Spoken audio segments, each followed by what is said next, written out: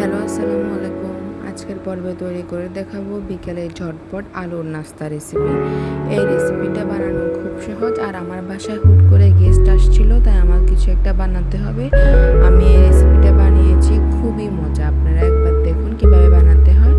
আমি প্রথমে 3টা আলু ম্যাশ